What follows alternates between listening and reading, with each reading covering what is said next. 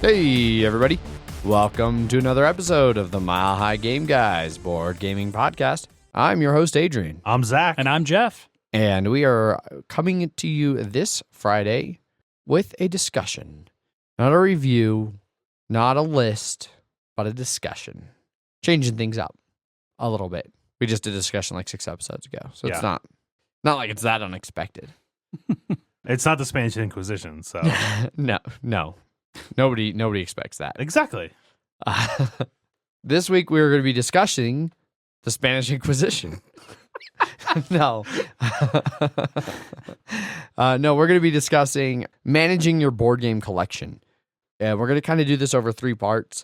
But basically, it kind of comes continuing off of that previous discussion we did where we talked about like hype and Kickstarter and how those are affecting the hobby. And the tail end of that discussion, there was a little bit of talk about the hot new, like, clear out the clutter in your life guru on Netflix, whose name I'm drawing a total blank on. Marie Kondo? Yes, Marie Kondo. Never heard of it.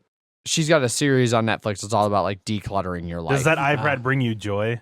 Yeah. That's the key part of her. Okay, if you said no, I was just going to throw it away. All right. What else do I play Hearthstone on? Yeah. My phone or my computer? Yeah, exactly. So, but that kind of, as we talked a little bit at the end of that episode about culling games and like using that method, I felt that it was a little bit unresolved and it led nicely into this wider topic of just managing your collection in general. I think this is something we talked about roughly towards the beginning of the show. We talked a little bit about like how we decide to buy new games or like what we look for a little bit. That was fairly early in the show. As anybody who's listened to us for a long time knows, our tastes have changed. Yeah. Things about us have changed. So it felt like an appropriate time to kind of reevaluate a lot of that stuff. We're going to basically break this down into 3 parts. Adding new games to your collection, keeping games in your collection, and then moving games out of your collection. You know, and whether or not you think of your board game collection as a collection or as just a pile of games, I think the general ideas here can have some broad application across all of that. So, yeah, without any more preamble, let's jump into that first part there. We will start here with adding games to your collection. So, for this one, let's start with you, Jeff. Let's just do it this way. Let's start with you. Okay. What do you look for when you are looking for a new game? Two-part kind of thing. How often do you just like do you ever go just like, I want to go get a new game. I'm going to go to the game store, browse around the shelves, see if something grabs my eye. Or do you typically have something specific in mind? And if one or the other, what kind of drives that? Like if it's something specific, what about it makes you want to go get it? Versus if you're browsing, what are you kind of looking for when you're browsing to maybe add a new game? When my collection was smaller, I would definitely go to I'm going to go get a new game. Mm-hmm. Back when I could basically go to any major board game store and there would be a plethora of options and you can just sort of grab up whatever you want. Now that I've sort of filled up all of those wants, it's really just sort of, what do I really need in my collection? Which is increasingly rare that I ever go and am like, I need a new game. I think new game-wise, I can count them on one hand since maybe before August. Yeah. I got Doomseeker at Gen Con and a couple expansions, like Prelude came out. And then I've gotten some Kickstarter stuff, like I got the Wander Cult of Barnacle Bay, which I had played like 2 years ago at Gen Con and did the Kickstarter for. And Arkham Horror 3rd Edition, because I love Arkham Horror. Yeah. Even though I know a million people in my game group are going to have Arkham Horror, that's one that I like to have. Yeah. But so much so now, with like having a ton of friends that all have a ton of board games, I've dropped my spending on board games to almost 0. Because if it's something that I want, it's probably something else someone else has already picked up. Okay. Yeah. Zach, what about you? Where do you fall kind of on that spectrum? Well, Also, I don't really have much space anymore to put new board games Yeah. into my living area. You're not wrong. That's really the restrictor. I mean, here. that's kind of a part of Yes. this. Like, Yeah. do you have room for new games? I have a pallet in the garage that is still like all of my board games Right, that I have yeah. not unpacked because I have nowhere to put them. Is it at least in your garage now? Yes. Okay. Yes. Bob moved, so it's no longer in his garage. I thought he moved it to his new garage. No. Okay. No. For me, well, obviously doing this podcast, there's never been the times of going to a game store and be like, oh, I wonder what's here. Oh, this looks cool. This There's no discovery. there's no discovery really anymore except for like used games, and that's why I always follow. cheap games. Yes, well, not just that too, but used cheap games like Black and Red. Yeah. Whenever they get new used games, they'll post it on their picture, and I'll always be like, "Ooh, do they have anything there that I don't know that I don't want that I want?" When I first moved here 6 years ago, I Yeah. lived right there. I lived right next to it, basically, and I would do that all the time. I would just Yeah. go in and look at the used stuff. Yep. Used games excite me. Yes, because you don't know it could be there. Yeah. I know it's gonna be in the shelf basically. The last Blood Bowl tournament I went to, they had Runebound 2nd edition and like 4 expansions there. It was like 25, 30, 30, 30, 40, and I was still like, that's still only like $110. Yeah. And I really liked that game, and you can't get it anymore. Yep. Didn't buy it. Well. No. But more often than not, like it's if I'm gonna buy a game, it's because I want that game. Yeah. If it's like, oh, either they have it used and it's like, oh, they have that, I'm gonna go get it, or I know this game is coming out, so like that's when I went for Arkham Horror, like you said, or that's like, oh, the new Time Stories is out, what like the various things, but it's always I know what I'm getting, and I'm going there for that. Now, that's not to say many times I will go to Black and Red and be like, please just sell me on something, and I'll walk through and I'll just be like, nope, not again. Let's go to the humor book section. Yeah, right. Okay. So I'm similar now. I didn't used to be. Like Jeff, my spending on board games plummeted right around the time I lost my well-paying job. So mine was a little bit of a different drive than Jeff's was, where Jeff was like realizing that his friends were getting all these games. For me, it's like why own 4 copies of the same game between 4 people that are all going to be playing the game together anyways. Yeah. That's never been an issue for me because I Because always you like horse shit. wow, fuck you. No, because I always operate under the assumption that my life has been basically since the end of high school until now a source of never-ending change where I have not lived in the same area for more than like 4 years at a time until Denver, and now I've been in Denver for about 6 years. Mine was about a year for 4 years. Yeah, so for me, it's much longer than 4 years. It's been like since 2003, so 16 years. 4 years is the longest I've lived in one spot.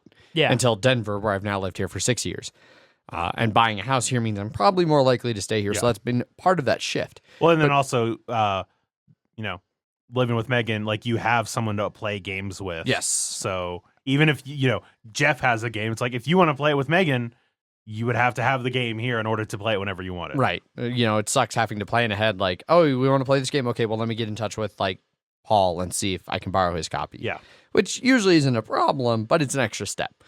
But for me, I've always assumed that like I'll move or other people will move. And so if it's a game I really like, I want to have it in my collection so that if somebody moves away, I don't have to be like, shit, now I have to find a copy of that game. If it's a game I know I like, I want to have it. I would agree with that too. Outside of extenuating circumstances like Kingdom Death Monster, some things like that it's just ludicrously expensive thing. Yeah. So similar to how you, I guess, Jeff, were talking about like Arkham Horror 3rd Edition, where you're like, I know I want this game. I don't care if I know that every other person in my friend group is buying it. I'm going to get it anyway. That for me is almost any game I know I like. I want to have. Yeah, I strictly limit that. I don't. Well, it's like Terraforming Mars. There's like 6 copies. Yeah. Yes. I was the first. Yeah, you were the first. Yep. OG. Have we still Terraforming ever Mars. played your copy? No. Okay. No. That's like my one game that's like, yeah, all my friends have it and I'll play theirs. But if shit ever goes south or whatever, or like I have some friends that are coming to visit, if they want to play Terraforming Mars, like, oh, I've got it right here. Yeah. So. Yeah. Okay. For me, space isn't as big of a concern. Again, Megan and I just bought a house. We've got a decent amount of storage between the two of us. I've got 3 2x4 Kallaxes that are. I could probably fit all of my games into 2 of them. And then the third one would just be miscellaneous shit right now. I've had multiple, like, of the big old one, like the 5x5s that have been left with X's because they wanted it. And I'm just like, there goes my storage. Gotta fight for your right. I didn't want to have to move it. Shell. That's really what it was. Those are real shitty. I'll buy another one. Yeah. They're not that expensive. No. So for me, adding new games traditionally, going back to when I had a more steady paying job, was more of a matter of like, do I want this? Yes, I will get this. And so going to a game store and just kind of browsing, like, what do they have at a reasonable price that I may not be thinking about, that'll just jump off the shelf, was more of a traditional thing for me. And I hadn't done that for a long time, but my birthday's coming up. My birthday was actually just yesterday. For those of you listening to the show, it's this Thursday. Okay, I was going to say, I was like, what? That doesn't sound right. No, this is a different day. Yeah. My birthday is the 7th of March. Zach got confused if it was Friday right now. Yeah. No, I knew that. But it was just him saying, so. So as you're listening to this, listeners, my birthday was yesterday. For those of us in studio, my birthday is in like 3 days. But I got some money from a family member. They were like, hey, I didn't get a chance to talk to you about what you wanted, and I didn't want to miss out. So here, I just PayPal'd you some money. Go get yourself something nice, and then send me a picture of what you got with the money. And so I was like, sweet. Shit. I mean, I've got bills and things that I could probably put the money towards, but they wanted me to get me something nice. So I'm going to go get me something nice. So I went to the board game store today. Day of recording. And anybody who's in the Slack channel knows that I was like, I'm at the game store, and I can't muster any excitement for anything here. I was walking around, I was looking for something. I wanted something heavy, something I didn't have, something that maybe wasn't, like, not necessarily rare. Like, I didn't have enough money to go for something like rare. Like, otherwise I would have jumped on and bought like an 18XX or something hard to find. If it was a bunch of money, maybe I would have just thrown it as a gift at the food chain expansion or something.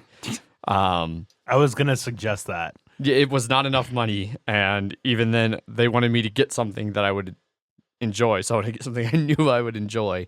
There were some things like Arkwright wasn't there. Arkwright's traditionally been a game I regularly see on the shelves at Black and Red. Arkwright wasn't there. If Arkwright was there, I might have picked up Arkwright, just because I know it's one I didn't. What was the name of that game again? Arkwright. Okay. You just said it like 4 times. I know.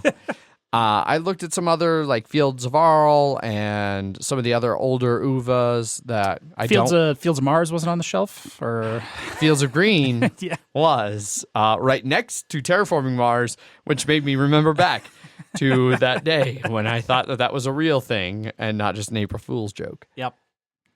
But I was looking and at the time, and it fit really well with doing this episode because I realized I was looking for something that was in my wheelhouse of games, like, my style, which I think is something like Zach's not ever going to go hoping for an 18XX that's going to, surprise him off the shelf. There was 18XX at Black and Red that I did not get because it was $90 for, it's like a box set that like Mayfair did, like 1844 and 1856 or something like that. I don't know. Somebody will correct me. But they're together in one set for like $100. But it was like, those are not 18 numbers that I'm familiar with, so they must not be good enough, especially if there's 2 of them for $100. Yeah. I did pull it off the shelf. That's $50 each. That's a reasonable price. I know. I pulled it off the shelf and I looked at it and I was like, oh, yep, that components on the back, yeah, those are actual 18XXs. Yeah. But still no. So I put it away. They're not the right 18XXs. Yeah. Those components were too good. There were a bunch of other games there that I'd heard good things about that I was considering, like Pixie Queen. I've heard people talk about Pixie Queen pretty positively for being a heavier game where you can be pretty mean to each other from a worker placement perspective with an interesting theme. But man, nothing really stood out. I couldn't quite put my finger on what I was looking for because I wasn't looking for anything in general. But the shelves themselves weren't offering anything up. Nothing was standing out. I wasn't seeing anything that was hot and new that I was aware of that I wanted. I was having trouble remembering, like, what Kickstarters did I pass on over the last, like, year and a half that I've been unemployed that I might want to pick up now that they're on the shelves. And still it was like, nothing. At least not at the store I was at. Thankfully, I know there's some good Kickstarters coming up that are games that I do want, like the Age of Steam reprint. I've played Age of Steam. I know it's a good game. I want to have a copy, and I know there's an edition coming out with new components, new artwork. So I'm just going to save the money for that. But I don't know. It was an interesting experience going and doing something I used to do, randomly peruse, buy something, and then leave, and not really finding anything to buy. I did end up buying the solo player expansion to Feudum for $10. And then I came home and tried to learn Feudum. How'd that go? Not well. Not well. So continuing on kind of a little bit with this topic before we completely move on here, what are some things that get you excited about a specific game? Like what are things, if we're looking more specifically, like a game that has excited you? What is likely to have been the thing that drove your excitement for this game? Is it components? Is it art? Is it theme? Is it designer? Is it gameplay? Like, what kinds of things do you look for when you're examining a new game or a potential game that you might buy to decide whether or not you will or won't buy it? Zach, let's start with you. Legacy. I would say that's one. I'm definitely going to put look into it to see if it's good or not. You and many others. Yes, it's the hotness. It is. Damn you, Risk. Yeah. Nikki Valens is another one recently where I was like, oh, if she's, making sense, I'm interested. I will take a look at it. But I don't think there isn't anything that's auto buy for me except for expansions of games that I already own. It's like, oh, this is out. Well, I'm just going to go buy that then. Except for Terraforming Mars. That's just because I'm like, I don't want to. I know I'm just going to buy these and I'm not going to play them right now. So I'll wait till everyone else has the expansions. I have to play with mine, then I'll get the expansions for it. Except Venus. Yeah. No one needs Venus. No. I don't know. Like, they're definitely like new versions of certain games, like, but it's, I don't know. It's just a variety of like things that aren't specific. Is there one thing in particular that is like something you put the most weight on? No, I can't think of anything right now that I'm like, not 18. Like, I mean, obviously a good, like a striking art and cover and shit like that. When you're just browsing stuff is going to be like, oh, what's this? But I already learned my lesson of just buying something without putting in research for it with that Munchkin Quest game. Yeah. That I still keep as a reminder, as penance for spending like $90 on that. Trendkill that we've played Apex with before, he Yeah. was my first introduction to Munchkin Quest. He had brought that to one of our Hoot Nannies. Boy, is that a bad game. Right? Oh, It's real bad. did you get all the monsters like in one square? Yeah, and then just start spinning around the map in one huge blob. Okay. So for me, there's a few designers that are near insta buys. I mean, they're clearly not because I don't own all of their things. Uva used to be. Lately, Uva is definitely not. Like He's not as mean as he was before. Yeah, game wise, they're not as tight. Well, that's what I mean. Yeah, yeah. So like Reichholt was there, and I was like, yeah, I liked the demo of Reichholt I played at the area, but I don't feel like buying Reichholt or like Fields of Arl. It was a pretty expensive game for what it was too, right? They had it for like $50. Wasn't it like the Feast for Odin expansion there? Or? The Feast for Odin expansion was there, and there was another one. I was like, man, I haven't played Feast for Odin in forever. Do I really want to buy an expansion for it right now? No, I guess not. If there was like a Lacerda game that you didn't have, CO2 was there. Oh, and you don't have that? I thought you had it. No, I did. Okay. I didn't have the money to back it. It was in the height of my unemployment. So there's not any one designer that I own everything of theirs. The closest would be Splotter in that I own everything that's been reasonably available since I got into them. But like Vital, I passed on Escape Plan and CO2 Second Chance. Mm-hmm. So I'll clearly pass on designers if you don't have the money for it. If I don't have the money, or if it doesn't, I could have found the money for any of those if they'd really, really interested in me. They just did not at the time. Theme kind of works for me, but again, not always. Like, there's a lot of generic Trading in the Mediterranean worker placement games, which is a theme that I actually like, but it's not enough to get me to just buy a game. Like, I still need to know it's actually good. There was something there from Lookout Spiel sitting right there with all the UVA stuff. And I pulled out and was like, it looks like generic Trading in the Mediterranean, but it doesn't look like good generic Trading in the Mediterranean. And I just put it back on the shelf. art and components don't mean shit to me. Like, I'd happily buy an 18xx game. If they'd had 18 Chesapeake there, that'd have been a no-brainer. I'd have bought it. Yeah. Assuming it was anything under $100. But no one does. Is that really on the shelf anywhere? It's not. No, it was a limited run and gauging interest for a potential Kickstarter that will be coming somewhere. But like something like that, like there are games that I would have bought right away that have not what most people will consider great components. I consider them perfectly functional, which is what I really want with my components more than anything. Basically functional. Functional. Technically functional. Technically functional. I'd say that, yeah, designer's probably one of the closest things for what drives mine. Like when I'm really looking, I'm pretty skeptical about new designers until I've played something of theirs, just because there's a lot of shit coming out right now. And by shit, I mean like garbage, like not good things that are coming out right now. And some of that's in the heavy realm. Those, trying to learn single player Feudum. Like Feudum is a beautiful game. It's got great artwork, great components. And I think there's a lot of gameplay there that I'll like. But when I was talking about it on the Slack channel, like Nick, he was like, "Oh, Feudum, there went a great game, but for want of a developer." And Mark Swanson for that was a first-time developer. He had some great ideas, but he kind of just got a lot of bloat, and it needed somebody to really trim that down and make it into a streamlined game. And that's something that I increasingly am aware of. So. Jeff, what about you? What kind of specific things do you look for? Besides like my games that I always really want to have, like the first major one that I skipped out on was Twilight Imperium 4th Edition for my new rule of like, I'm going to be playing this with people that own this. Do I also need to own this rule that I have now? But there are some games that aren't great that I will still want to get based on weird fandom themes that I have. Like there's been a weird allotment of Judge Dredd games that have been coming out lately. I kind of want to get all of those or at least try them, but the only way I will ever be able to try them is to buy them because no one is ever going to buy those games. Like Doomseeker was like a weird Slayer game in the Warhammer universe. That's kind of the things that I like gear towards. Also, they're fairly cheap and small. Some designer stuff like Stonemaier I was pretty hot on for a long time, but it's sort of cooling off a little bit with like Wingspan, not really what I'm looking for. My Little Scythe, definitely not what I'm looking for, but always entertaining blog posts. That Euphoria expansion looks really cool.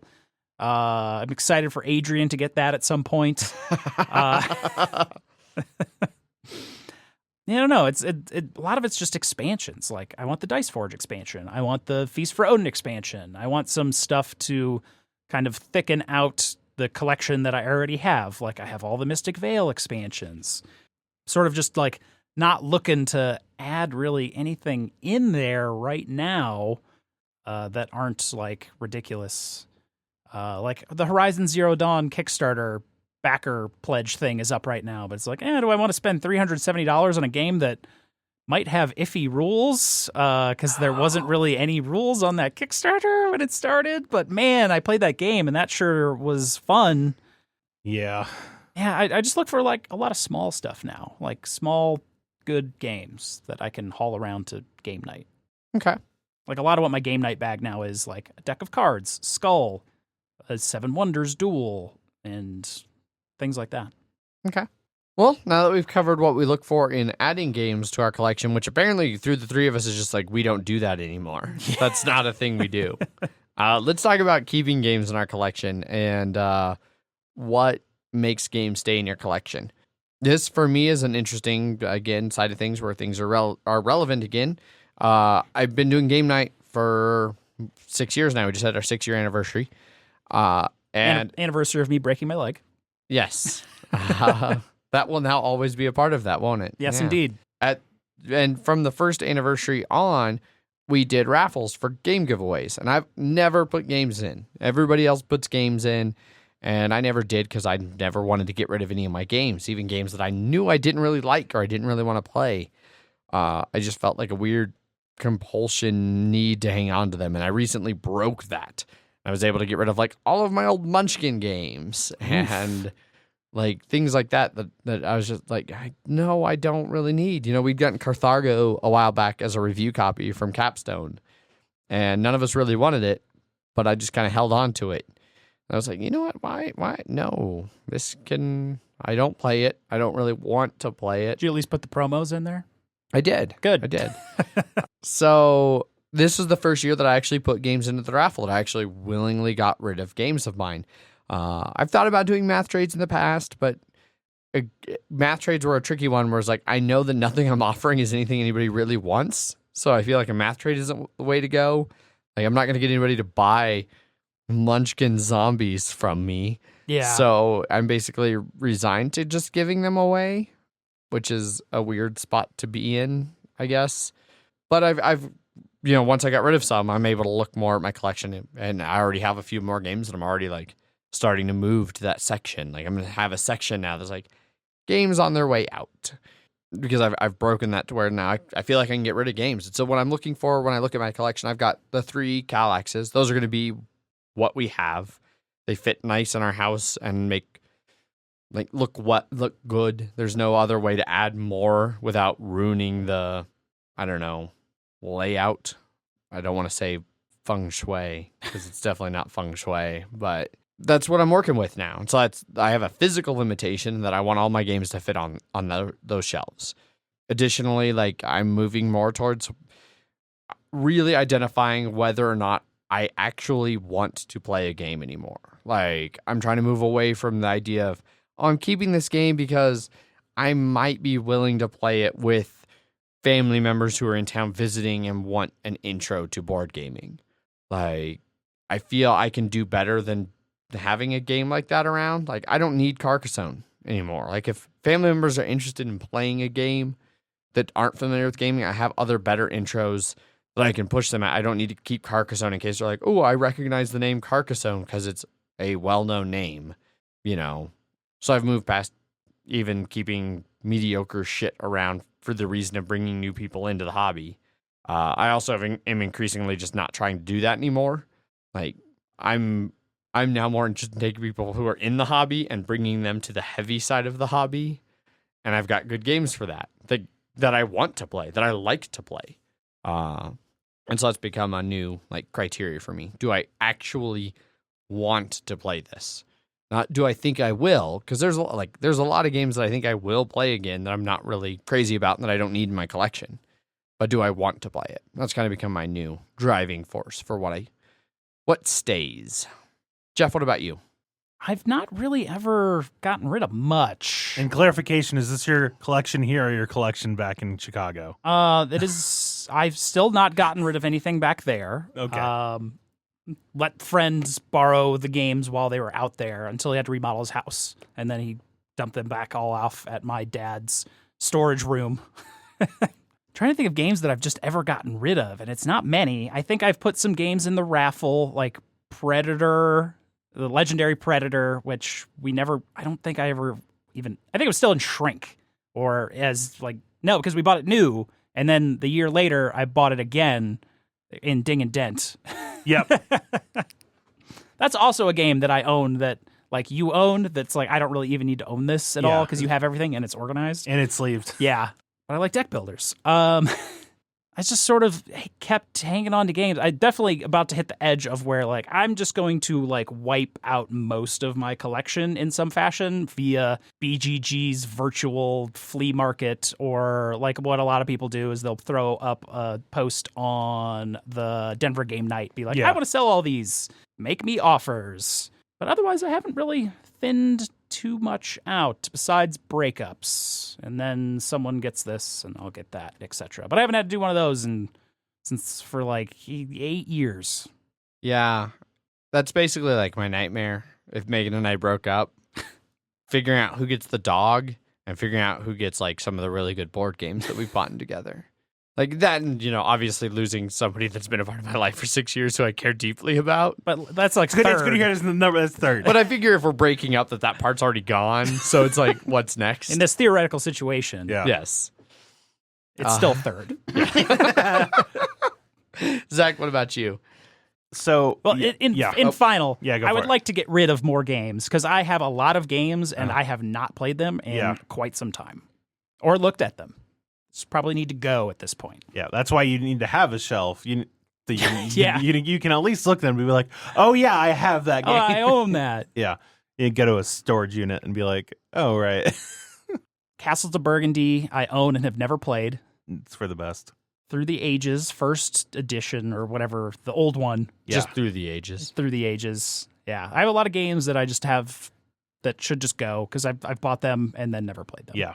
For me, I have two 2x4 Calyxes, and then that fits most of my regular sized games, and then I have like larger ones that just go on top of it. And then I have Max vs. Minions. Yeah, and then I have a smaller one that holds all the small games, and it's off to the side. I've been sort of looking at just adding another thing so I can hold a little bit more games, but I don't know. I'll be the first person to just like if I'm done with a game and I feel like I don't need to own it, it'd be like, hey, do you want to donate any games? I'll just look at my thing and be like, nah, here's 10, and I just throw them for the raffle. But usually for those, it's like I had Castles of Mad King Ludwig, and I was like, I'd rather just play between two castles. Or like once I get another game that's like I just get the basic feeling for that. I got rid of Race for the Galaxy after Terraforming Mars and all that stuff. I don't really sell any games. There's been multiple times when I know somebody's wanted a game, and I'll just be like, all right, here you go, and just have the game. But there's a lot of games I've had. Oh God, what is it? Kemet, almost 6 years now, probably. Never played it.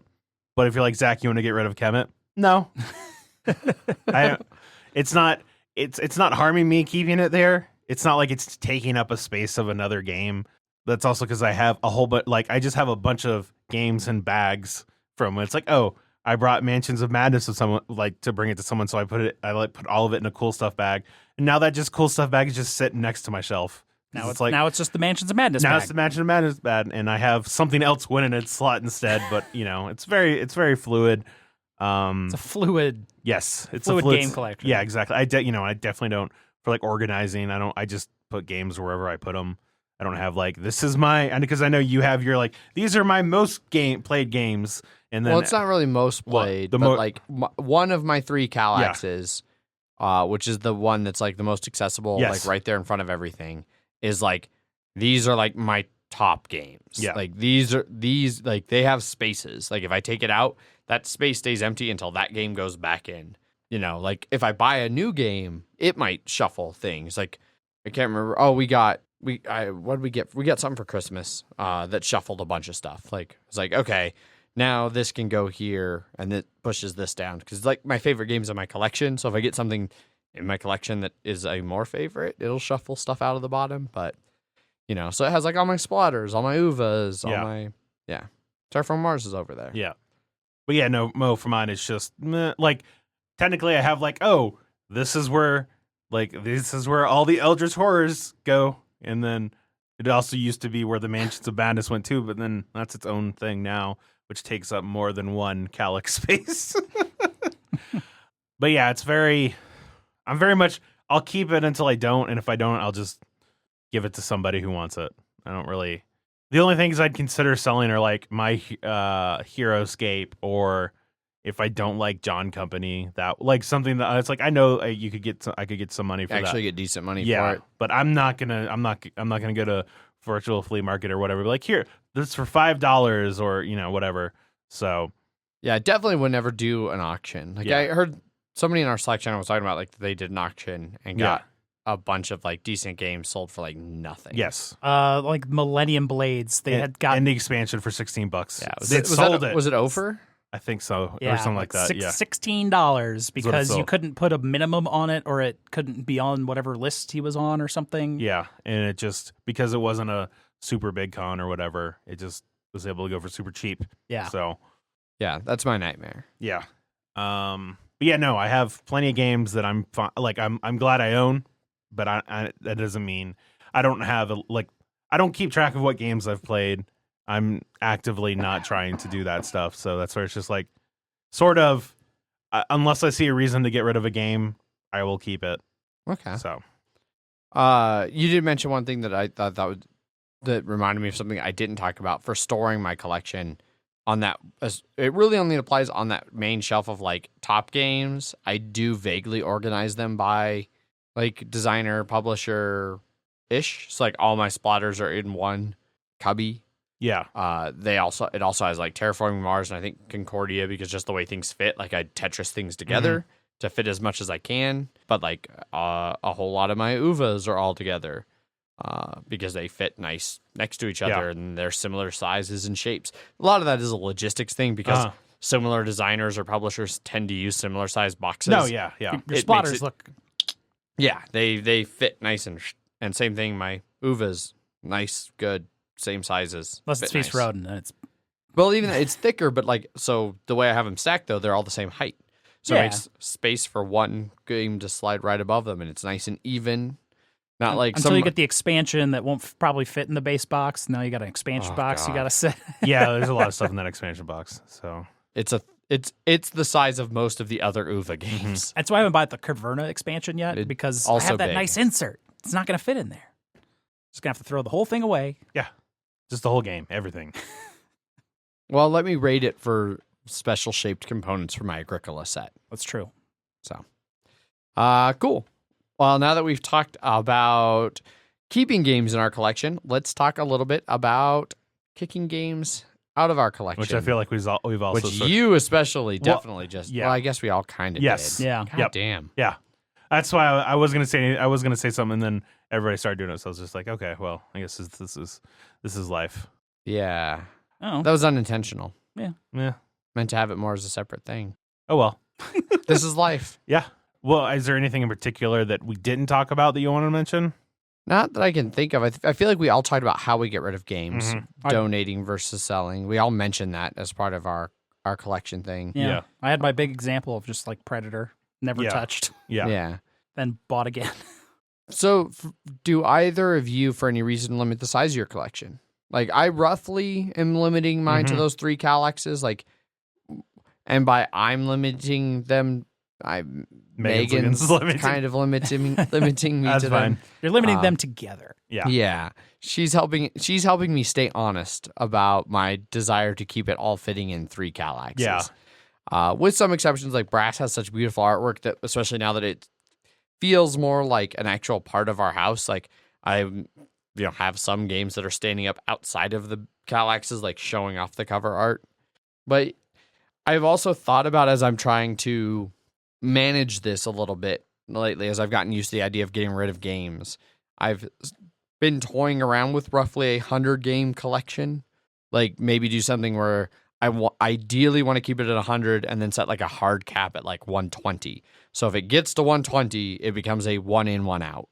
But then like have the ultimate goal of, if I hit over 100, starting to try and like, what can I get rid of to bring it back down to 100? Like I want to have a little bit of a range where it can fluctuate in. I don't want to have, I mean, I guess regardless, you're hitting a hard cap somewhere. You have a hard cap at 125. I mean, I don't yet, but I've been toying around with it. Yes. Okay. I think I'm down to 98 games now. Somewhere around 90, high 90s, low hundreds. Yeah. So I've got a ways. I've got like 20 games I can buy before I have to face that reality. I mean, I don't know how many games I have, so no, I don't have a hard limit. Okay. But I think part of that is just I'm roughly consistent with the amount of games I donate or give away, like 10 to 15 a year. Yeah. And so as my purchasing amounts have gone down, that's remained constant. And so it's sort of leveled out, just in the sense of like, I'm not adding more games than I have, but not for any reason other than there have been less games that I've just spontaneously bought. So, okay. Jeff, I assume nothing really new for you over on that area. I could probably call a significant portion of my collection right now, because I haven't looked at a lot of it since June at this point. And years in Chicago at this point. I'll go and visit it every once in a while. I mean, my dad's also there, so I guess that's kind of like a twofer. But I always thought you're like, but my dad's there, so I can't do it. I don't want him getting, uppity and thinking I have feelings for him or something. Yeah. It's definitely, I mean, I do a pretty good job of, what I'm flipping through right now is I'm doing a pretty good job of always putting what games I own on BGG, so I can actually tell what I actually own. And it's like 130 games with, I think that's counting expansions. So it's probably less than that, especially with like Blood Bowl Team Manager. It's got 2 expansions, and Mystic Vale's got 4. Yeah, I stopped doing that once it was like including Android Netrunner for all those different ones. Like it was like 40 expanses, data packs and stuff. Like, yeah, I'm not sure I would throw that on there, but yeah, my collection in general could use some culling, but I don't even know what I would buy anymore at this point. I mean, to be fair, the like 40 Warhammer 40,000's on here, and that's like a whole room to itself at this point. Yeah. I can probably get rid of most of that. Just how is the hard part. Right on. Well, I think that basically wraps up Our part of this. Sorry that the last 2 sections kind of got squashed into one section. I'm sure that won't make show notes difficult at all. Well, I think it's hard to talk about keeping games if you don't also talk about getting rid of games. Yeah. Especially like as soon as I want to say it felt like a minute into talking about it, you started talking about getting rid of games too or whatever. I probably did. And I was like, okay, is this? And then I just kept going and I was like, okay. And then Jeff, same sort of thing. And I was like, okay, well. Yeah, probably. Yep. It was very inadvertent, but it happens. It's fine, yeah. It's Mile High Game Guys, way we do things. Mm-hmm. Very informal. Now we can move over to some listener feedback, of which there is a ton. Which is probably best while we wrap this up in about 40 minutes. Yes. Yeah, Because exactly. there's going to be about another 40 minutes of Zach talking. Yeah. Which, like I said, I'm almost glad I waited so long to post this because I was not expecting when I clicked on the link after I made it 2.5 hours later. I was like, there's a lot. There's already a lot. Oh, no. Yes. So to start off, there were no emails. We normally start with emails. Emails at milehighgameguys.com. Yes. We did get one Twitter response when I tweeted out Zach's link, and that comes from Boyd, where he says, my process was a little different. I wrote down 20 responses ranging from mildly sarcastic to horrendously spiteful, and then rolled a d20. Result, I call whatever game I can shove up your fat ass. Sorry. To which I replied, don't say sorry if you don't mean it. Because, come on, you're better than that, Boyd. Yeah, own it. That is all of the Twitter responses. So we can now move over to BGG responses, of which there's a substantial amount. Not our most, but a lot of text in all of these. So I asked a whole bunch of questions, which is why everybody's saying anything. But like I said, like we were sort of following. First ones are about choosing games and how you choose them. Second is how you keep them, where you keep them, and then getting rid of games. How do you get rid of games? So all of these things will roughly follow that order. So it's Alex says, very variable. I play solo a lot, and when I play multiplayer, I usually play someone else's game. So in choosing a game, I ask myself 2 questions. Will I play it solo? If not, is it urgent to buy it now? I can't test before buying. Well, I could. Well, I guess I could, but can't. But considering my board game events nowadays, I can't. But my only auto buy is Arkham Horror LCG. If I kept up on about that, I would probably be the same. That was the closest thing I went to buying. I saw it for like $20. Like a core set? Yeah, a core set at a Black and Red, and I was like, ooh, that's not bad. I probably would have given you $20 to get that because I don't have a second core set. Gotcha. It's just, but then it's like, oh no. Exactly. Do you want to go back into that? My chip is gone. Back to Arkham Anonymous. Yep. Good old AA. I keep my games in my bedroom on shelves. Because I'm lacking space, I do my best to group multiple games in a single box for cards/deck building games, but keep my empty box, Russian doll style. That's almost worse than Adrian. Yeah. Whoa, hey now. They are roughly organized. See old photos 1, 2, and 3. I haven't not looked at them yet. All right, that looks like a shelf of board games. That also looks like a shelf of board games. And that looks like a shelf of board games. They look like 3 shelves of board games. They look like shelves of board games. Yep. But they're in France. Yes. It's French shelves. Yes. Wine stain and all. Yeah. They're roughly organized by theme, trains, deck building, the area games, etc. Frequency of play, the most played, the rarely played, the purgatory. I rarely sell games. It requires effort and time, and also to offer a good discount while I sleeve and keep everything in very good condition. So I always have the impression that it's not worth it.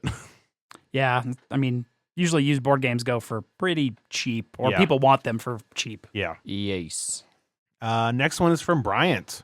I do what I can to keep my collection finely crafted. I have a limited amount of space to store them, 100 being my upper limit. I think curated would have been a better word there. Well, His finely crafted board game collection? I don't know. I didn't write this. I so know. don't. That's fine. Also, my opportunities to play them are not that great. So I've rarely purchased anything without reading reviews, listening to podcasts, and watching videos. I would probably only purchase blindly when it's an expansion of an already loved game. Also, price is a big deal, so I try to be patient for items on my wish list to appear on an online sale.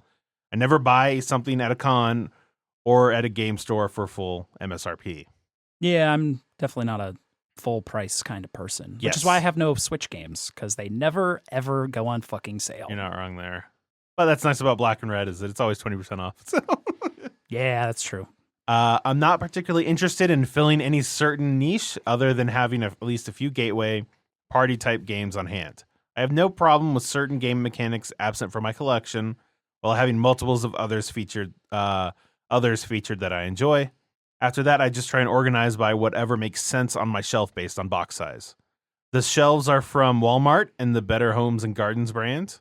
I found myself leaning more towards games that have a solo option or play well too, as my whole family rarely wants to play.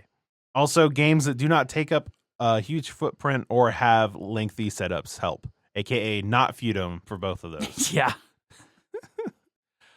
So far, the only times I've managed to unload any games is during a nearby con's math trade or virtual flea market. This is the best solution for me. Yeah, I'm definitely with you, Adrian, on not doing a trade because at the very least, I know because you just started getting rid of your games, you were getting rid of the really crappy ones. I unloaded those a while ago, but I honestly I know how math trades work, but I feel like if I did it, I'm just gonna get a game that I'd be like, oh, okay. Yeah. Battleship Galaxies. Do you still have Oh that? dear. I want to play it. It's apparently okay. Yeah, well, gotta bring it. Yeah. Next one is from Chad. Choosing games, artwork, and theme usually grab me, and mechanics help me decide. This has failed me a few times since I've got some good games that look pretty or have a great theme but play like crap. See Fallout. And I'm sure... Man, he has railed against Fallout. Yes, he has. This And is Chad from Of Dice and Men. Yes. Yes. And I'm Another sure... good podcast you should listen to. Yes. And I'm sure there's just as many games that I'd really enjoy but totally pass by because of the disgruntled nobleman on the box cover. Looking at you, John Company. Yeah. There's a designer or two that will usually pique my interest, but rarely will I buy on name alone. For a game... Looking at you, First Martians. Yeah, right? For a game to stay in my collection, it's got to do something unique, whether it's a theme or a mechanic or combination therefore. I don't want 10 copies of the same thing in my collection. Often a new game will supplant an old one if it does a better job of a mechanic or has a better theme. I do a monthly review of my game shelf and drop any games that don't, quote unquote, bring me joy. To coin a phrase. To quote a phrase. Coin of. I know it says coin a phrase, but it's quoting. There's Yeah, no... it's just true. He did quote the Bring Me Joy. Yeah. I like having a fresh new post on our local public game groups forum with games to sell. So I usually look to add 2 or 3 games to my existing pile of unsold games every time I post. Games I can't move locally, I end up math trading away in a quarterly Canada-wide event that is hosted through BGG. It's cool. I generally sell games that are still available at 70% of current online prices and usually don't have an issue moving them. Games that are no longer available, I generally refer to the BGG Marketplace purchase history and list it at the going average. It's things like StarCraft. Yes. Like, some people ask way too much for that. Yep. Oh God, no kidding. Yeah. But it actually sells for, A decent amount. yeah, $75 to $100. Next one is from RZ. Bit of a wall of text. Just a bit. Just a Yeah, bit. smidge. Smidge. But I find curating my collection a super fun part of the hobby. Curating. There you go. Yeah. Number 1, choosing games. I generally try to watch at least one video that explains the rules. I prefer Rodney. And then a couple videos from YouTube creators that I prefer. Generally, I prefer creators that are clear on why they like or dislike something. Don't ramble too much, so you didn't like us. I mean, we're clear about why we like or dislike. No, the ramble too much. I know. So I mean, like, so we're like, oh, +1, -1. So we're and I kind of understand their tastes. Hopefully, he understands ours. Yeah, totally. I will always try to play first, but that has just been harder recently.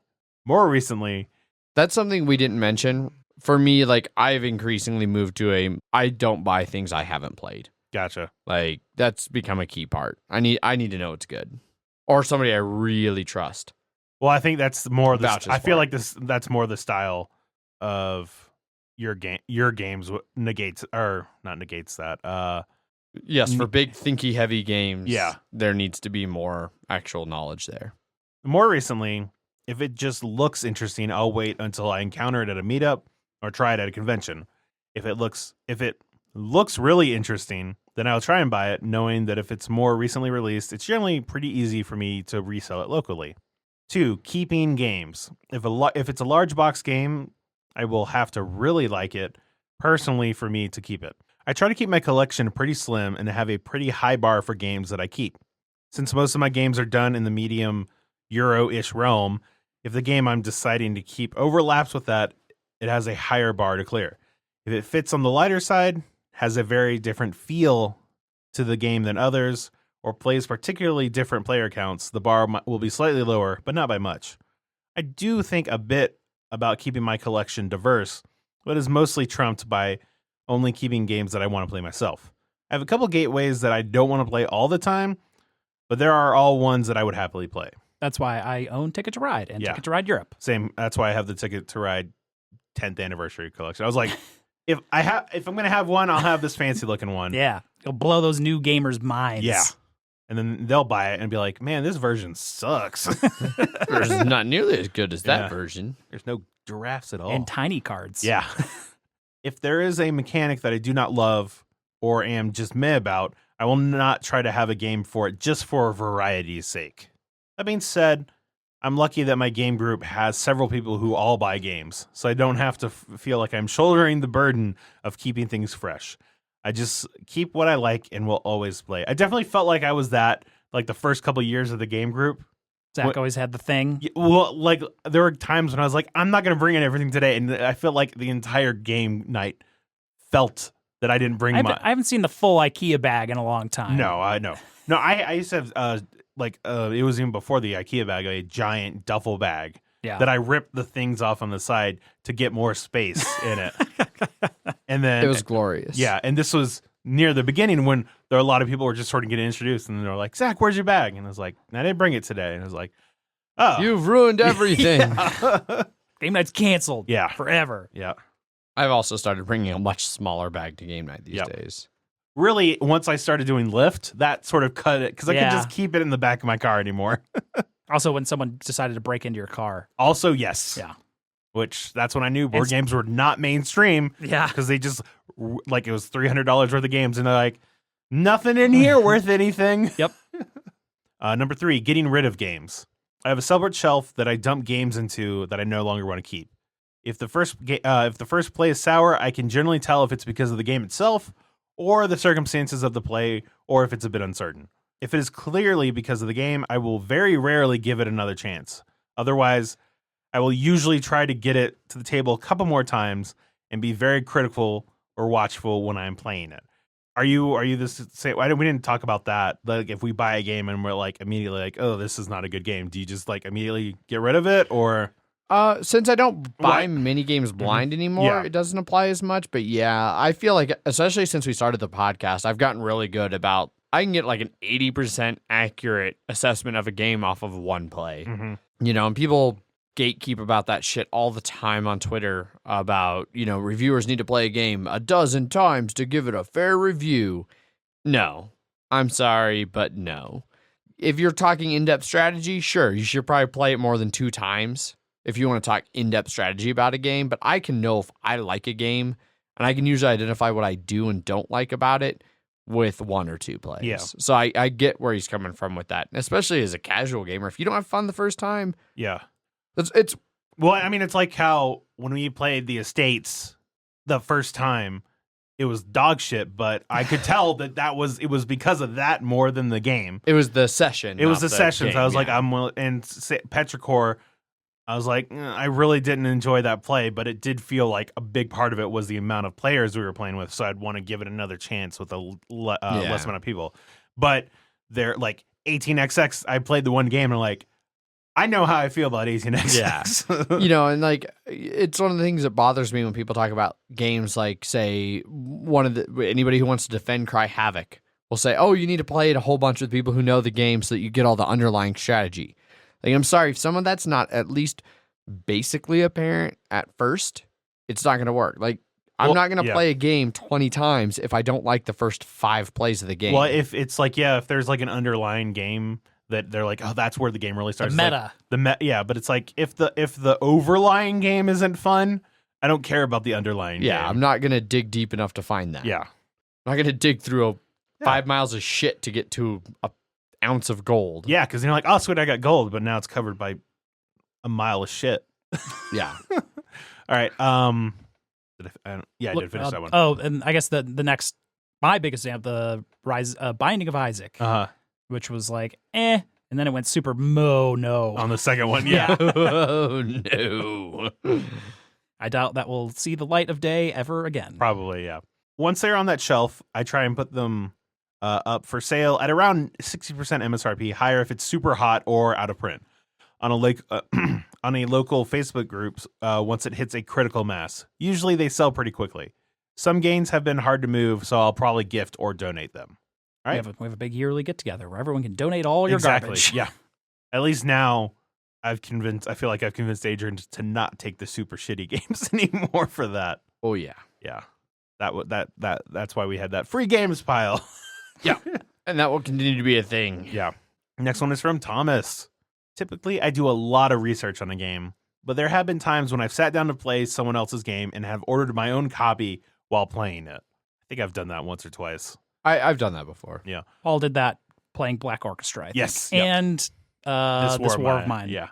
Now that I'm restricted to 2 Calyx shelves, 2x4 each, I'm pruning my collection down to make it all fit. So I'm getting rid of things I don't play and that seem redundant to others in my collection. As far as how the games leave the house, they are on 2 options. I've sold the majority of them on Craigslist.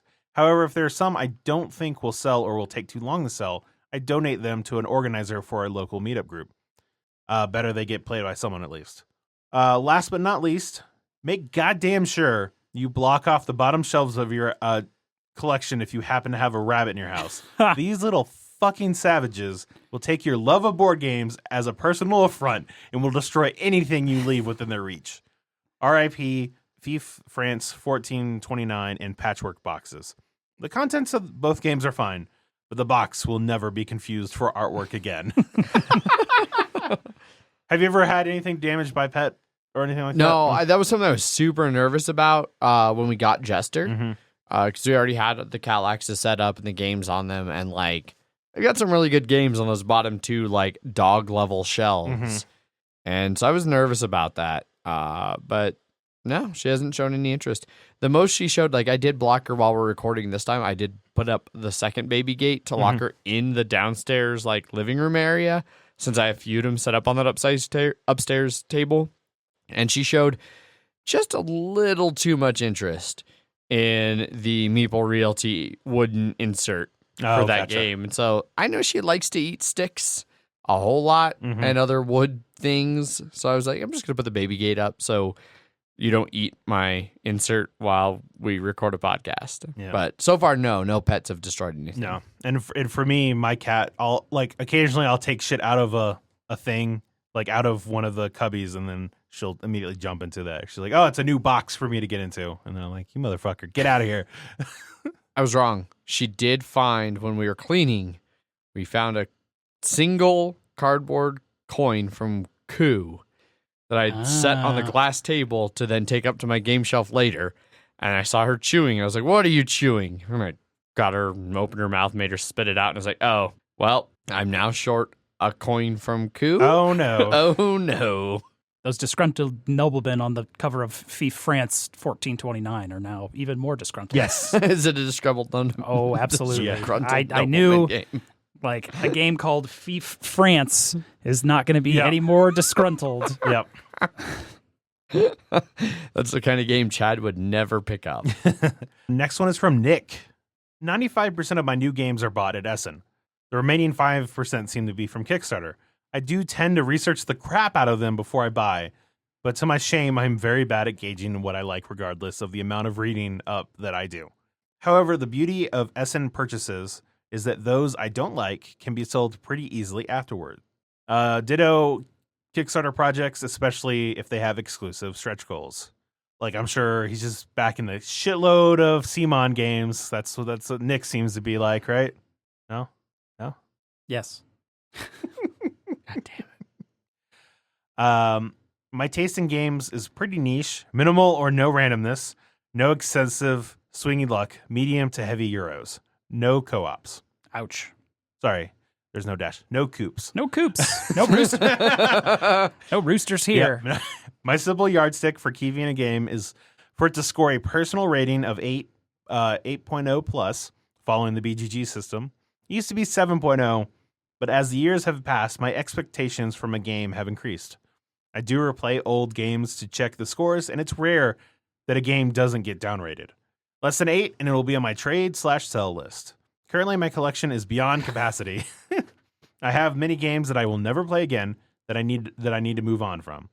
Most of my collection is shelved out in a small box room, which is also used as an overspill when we have a few guests staying over. First play will tell me if a game is a keeper or not. My reaction is usually pretty binary. I've never learned to love a game I dislike the first time I played it. If I dislike a game, I try to shift it immediately. I prefer to sell rather than trade. I need the space. I try to sell big batches by auctions at cons. Essen 2019, I shift around 12, which was great. Essen 2018? No, Or was last year's Essen 2019? I think He's from the future, guys. All right. Just let him be from the future.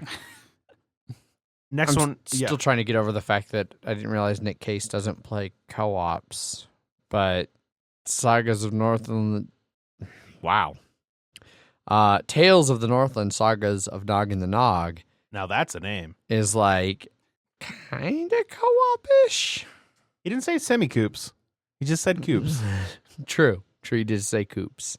Or he might be more of a sedan person. I don't know. Next one is from Nick, but a different Nick. I generally keep up pretty well with game releases coming out. This includes following publishers and designers on social media, listening to podcasts and watching YouTube, and being subscribed to various game families, publishers, and designers on BGG. Once I have heard about a game through these means or hearing about it from someone else I know, I look up more about the game on BGG and decide if it's something I want to keep up with. If I want to follow it, I subscribe to the game on BGG and add it to my thinking about it wish list. As more and more information about the game comes out and it approaches release, I will continue to research the game before eventually deciding to remove it from my list or to put it up higher on my wish list to acquire. There are very few games that I will buy instantly. Even the ones that I assume will be a hit with me are still researched before pulling the trigger. Do either of you use wish lists on games? No. Yeah. I've started using wish lists recently, mostly after somebody was like, dude, what games do you even like? You don't like have a wish list about what you want for BGG. And since BGG does have the wish list of like must have, would like, I've started trying to use it, especially when we talk about weird things. I have one game on my wish list on BGG. What is it? Star Wars Rebellion.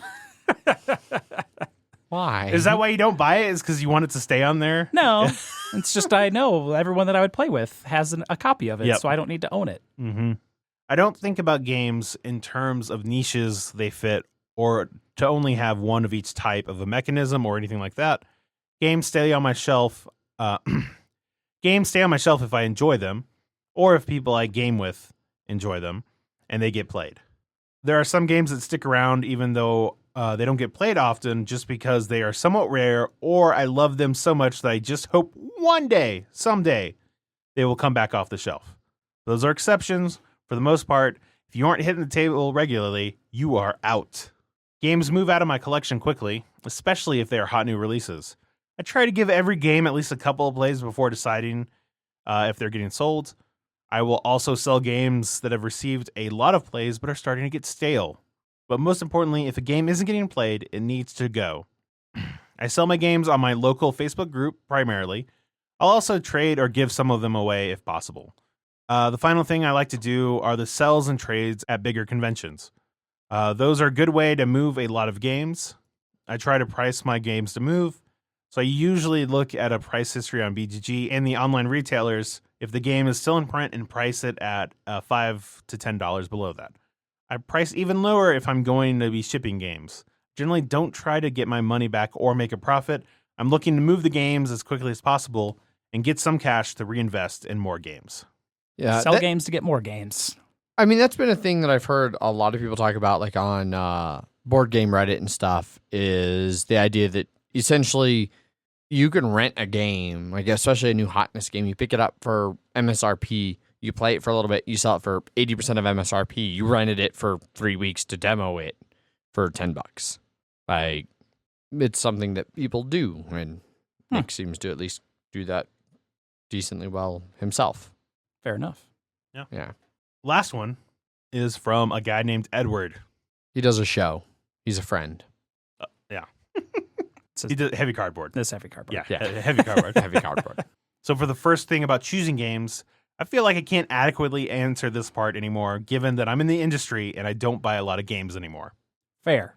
Yeah. Everyone just is like, hey, want this game? I Well, don't care. especially Take when it. you're in the industry as much as Edward is, where people are like, cover my games. Yeah. Cover my games, please. We still have to be kind of like, hey, we want to cover your game. Would you like to let us cover your game? Yeah. And then we'll just not hear a response and get it in the mail. Mhm. Yeah.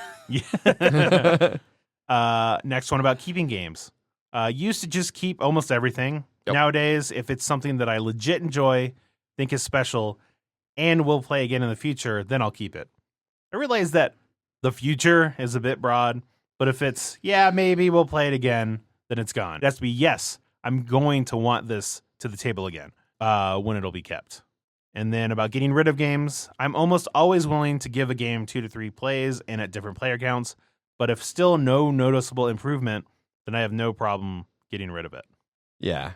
Yeah, I can't think of a single game where my opinion of it changed positively or negatively A decent amount? after 3 plays. After like 3, like yeah. by the time I hit 3 plays, I knew. Like there's been some where it's changed a decent amount after, like from 1 play to the second play, or even a little bit of a change from second play to third play. But if I hit 3 plays, I know. Like I really quickly home in on how I feel about it. And your trial is complete. Yeah. Cool.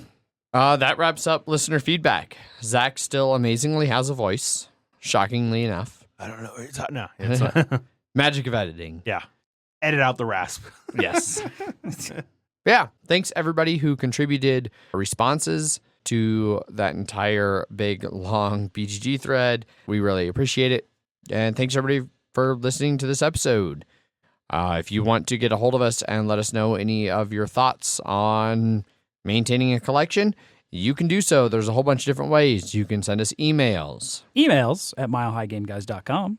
You can follow us over on Twitter, where I tweet under @MHGameGuys. I am Zach_MHGG. I am Jeff_MHGG. We have Facebook and Instagram, both /Mile High Game Guys, where you can follow us and message us and all of that fancy stuff. You can also jump over to our Board Game Geek Guild number 2731, where Zach does the weekly episode posts, like he did for this one that you guys super turned out for.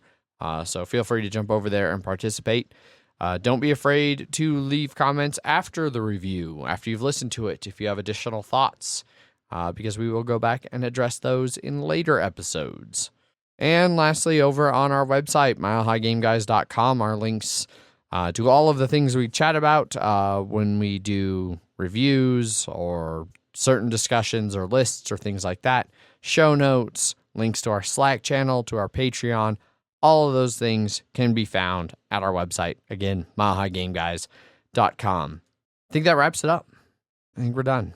I don't think I'm forgetting anything, but I probably am. Guys, anything? Did you pump our dead Instagram? Yes, I did. Good. Did you mention it was dead? I did not. Okay. But it's dead. We don't post anything on there. No. Slack? Slack, super active. I Yeah. mentioned it. Good. You can get to it. Show notes over on MHGGameguys.com. Good. Boom, boom, boom. See? That's how it goes. Yeah. Thanks, everybody, for listening. Next week, we'll have our regular Wednesday banter episode with news and Kickstarters. And then Friday will be our review of Tsukiyumi, Full Moon Down. So be sure to tune in and check that out before it launches on Kickstarter the following week. So, yeah. Hope you all enjoyed this discussion. Thanks, everybody who contributed over on the thread and, I guess Boyd over on Twitter. Sure. Hopefully it was enlightening or entertaining, one of the two. But yeah, No one gets rid of games. correct. But that's it. As always, I've been your host, Adrian. I am still Zach. And I'm Flea Jeff. Bye. Bye. Bye.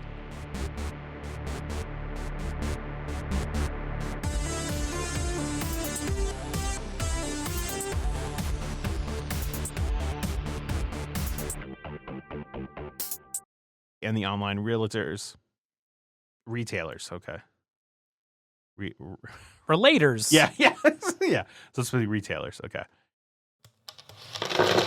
Punchboard Media, where we all bring something to the table. Pull up a chair At punchboardmedia.com.